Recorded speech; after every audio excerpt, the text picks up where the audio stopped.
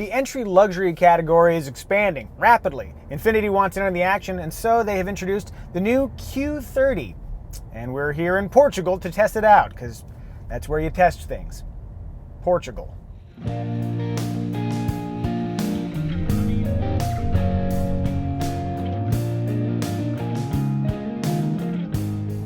Globally, the Q30 will be offered with 4 engines, 2 gasoline and 2 diesel. But in America, we only get the one. It's a 2-liter turbocharged engine making 208 horsepower, and it's paired with a 7-speed dual-clutch transmission.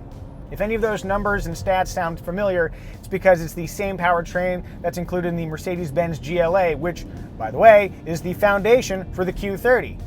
It's also worth pointing out that putting that power to the ground will be a little bit harder in American Q30s because all-wheel drive will not be offered. It's only front drive. All-wheel drive will be offered in a version of the Q30 called the QX30, which will be a little bit more rugged, probably a little bit of body cladding. We'll see that in the not too distant future. But if you want all-wheel drive and you want a Q30, out of luck, unless you move to Europe.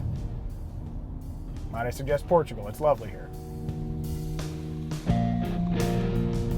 While the GLA and Q30 share a foundation, the Q30 is distinguished in a number of ways, not the least of which is the exterior, which if you were to put it right next to a GLA, you might sense, oh yeah, similar proportions, but aesthetically, the Q30 paints a very different picture. It's striking.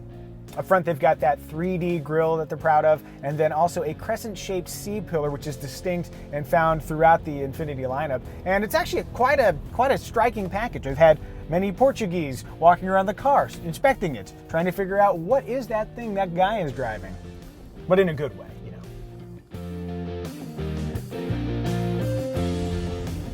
At the end of the road, turn right. I will navigation. I will turn right. One of the advantages of driving in an environment like old world... You are approaching your avoidance area. You're approaching the end of my limits, navigation. A man can only take so much. One of the advantages of driving in an old world Portugal environment is that the roads are cobblestone? Who does this anymore? It's a great opportunity to test out the suspension, and in this environment, the Q30 has performed quite well. Actually, yeah, it absorbs these uneven surfaces. I'm not going to say with aplomb because no normal human speaks that way, but it does it pretty darn well. Also, the cabin, pleasantly quiet. Give me your worst cobblestones. The Q30 cares not for your bumpiness.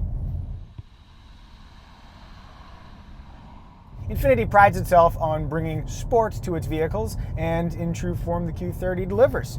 I don't know if it's the sportiest compact luxury car you can buy, but given its slightly elevated ride height, it certainly handles well. Quite competent. And the steering, yeah, smooth, responsive, delightful. I'm leaving and going to be arrested by the authorities. I have no idea how that works in Portugal. If the end of this video occurs in jail, you'll know what happened. Portuguese prison. Doesn't sound good. Handling shifting duties is the aforementioned 7-speed dual-clutch transmission. In the standard E mode, it's a little bit hesitant to downshift, but if you push the button and you go to S, there you go, it's a little bit more eager, which is nice. And if you engage manual mode, right snappy responses. This is the joy of driving in Europe, though. Abundant roundabouts, plenty of opportunities to enjoy the handling dynamics of the Q30. Bred for the corners.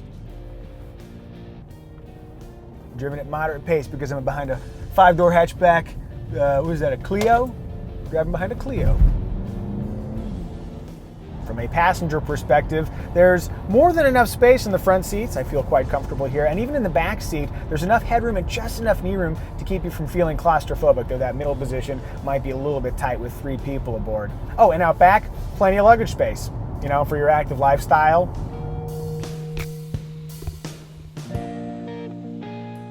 On the technology front, Infiniti is going to come with their beloved around view monitor system, but it's going to be paired with an automatic parking system.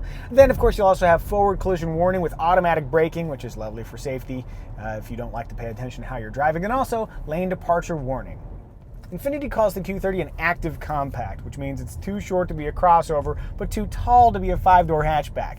However you describe it, the Infiniti Q30 is a fun car to drive, and it looks pretty nice, handles well, rides smoothly, it's quiet.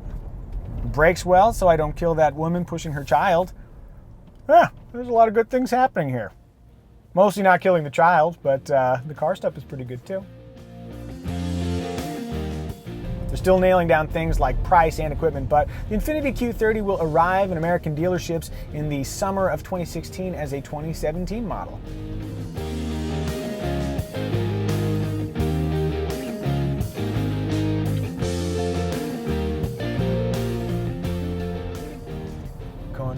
Cornering, having some fun. Yes, yeah.